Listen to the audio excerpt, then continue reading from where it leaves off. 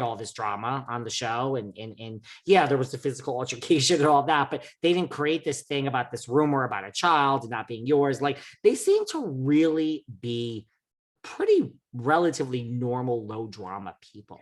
Really. Well, yes, except for, and I didn't watch it, Love and Marriage DC. I had heard on Love and Marriage DC this season, it was the first season, they put a lot out there and it was not good about their marriage, that there was a lot of problems behind it.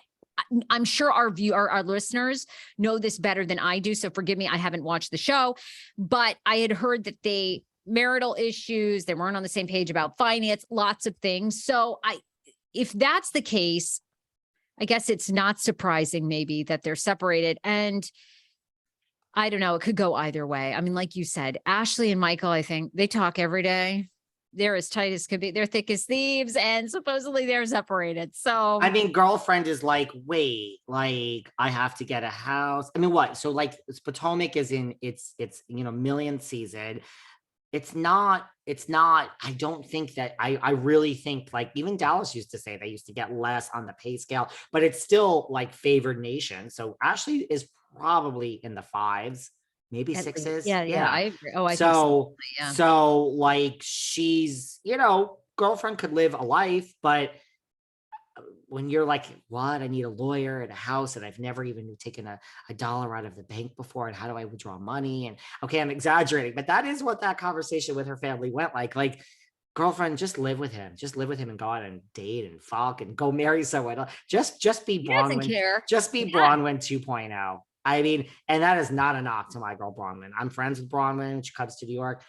Guys, if there is someone out there that wants to marry me and has money, I mean, I got my own shit, don't worry, but just, if you want to give me a place to live and pay for everything else, and I never have to sleep with you and I can just travel everywhere, I am interested in that marriage. So please DM me. I am truly interested.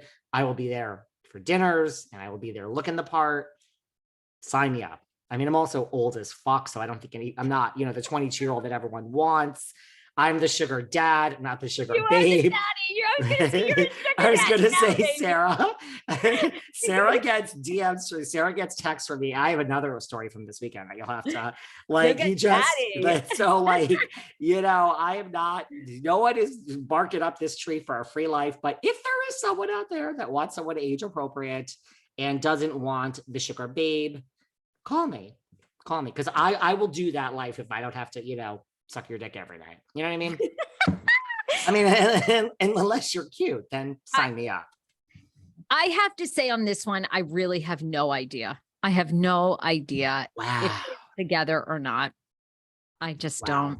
Yeah. Wow. So that's, I mean, I don't know. It's like you said, you know them even better than me, but I have love Candy Gal. I've had her on my show. I have had Monique on my show. I adore her. She was so real. We've texted after. I really, really liked Monique Samuels. I'll be honest. So I wish them nothing but the best, and I hope it all works out. Really. I mean, Monique put me on RHOP, I mean, she had me on her live podcast show that she did at City Winery in DC with Chris. I told a story of when I was I gained and lost 150 pounds, and I eventually lost like 50 pounds mindful eating. But I mean, when I was in my emotional eating disorder, I would eat out of the trash. Like, I would throw out the pizza and then I'd go fish it out. I've never done that. Wow. Okay. Wow. What the fuck, girl? You were eating out of the trash. It was like a funny moment at the show. I mean, it was so good. And I got to say, I mean, I have to give them so much credit. I mean, they've had me to their house. They've put me on. So did you ever meet T'Challa? Yes, I'd met T'Challa. When you walk into their Potomac home, they have a beautiful home in Potomac, and they have this giant, I mean, I don't know how many 1,000-gallon fish tank. And I mean, there's everything, but I think like a mini shark. I think there is like a mini shark floating around. I mean, it's just, she loves animals. They love pets. I got along great with her extended family who was there. I'm really sad to hear this, if it's in fact true. And look, and Monique and Chris, I mean, dare I say this, they don't seem like the type to just go there. Like as far as a storyline, like I don't think they're like, let's make this up for Love and Marriage. I did hear there was a lot of stuff about their marriage. And I think like Monique was like one of the outcasts of that. I think the cast kind of didn't like her, right? I didn't watch it either. For everyone who's going to criticize Sarah and say she doesn't watch Bravo and blah, blah, blah. I didn't watch fucking Love and Marriage either. So let's just put that out there. Do you really want me to watch it? I don't know. If Monique comes back on my show, I'll watch it.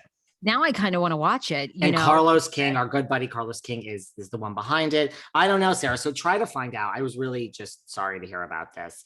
Do you want to talk about RHONY at BravoCon? Because I mean, we got a lot. I do. I mean, there's the Melissa, Joe, Teresa stuff. Teresa and Caroline were part of Squash This Beef, and they said no, thank you. Jennifer Aydin throwing the drink. Where do you want to start? Do you want to start with the Gorgas and Teresa? Sure. I mean, tell me what you want to tell me. I mean, Joe Gorga on a panel said, listen, here's the thing. Let me just say something else, because BravoCon 2019 was different than this. You guys, the audience, this is a thing for all these listeners. The audience has changed. We were there in 2019. It was the same thing. You get to ask audience questions at the end of the panels. The questions were not vanilla in 2019, but they weren't where we are today in 2022. I want to give a huge shout out to the Behind the Velvet Rope listeners and the Sarah Fraser Show listeners, because you guys are done. You're done with the bullshit. That's why you listen to us, because we're not bullshitting you. You know how many podcasters, let's put a bow on it and this. We're just going to give you these audience members. These questions were not what they were in 2019. No fucking way. Oh no, they're very inside baseball. They're very, people like know everything. And people don't care either. They don't care. They're going up and they're like, hey, maybe David and Sarah could ask this on the show, but like, I also have balls. I was taught, and here I am. So these people are asking these questions like, who divided the panel? Who divided? And Joe Gorga, and that's just one example to ask about why Andy wasn't there a RHONY reunion. Drop the fucking mic. Shut up. Don't even say anything else after that. Your question's done. Whoever asked that. Brilliant. Like, let's ask the real. So these people they asked the real questions. It was awesome. Yeah. Yes, it was very good. Joe Gorga says, blah, blah, blah. And Joe Gorga also lost his shit about someone also asked, I don't know if you saw this. Someone also asked Melissa and Joe, family is so important. Why did you guys come on the show? Fame and money always tarnishes that. And I'm paraphrasing everything. Why did you come on the show knowing that this would, just for fame and money? How dare the two of you? Like, right to their faces for this, like, great. So basically Joe Gorga lost his shit. This is all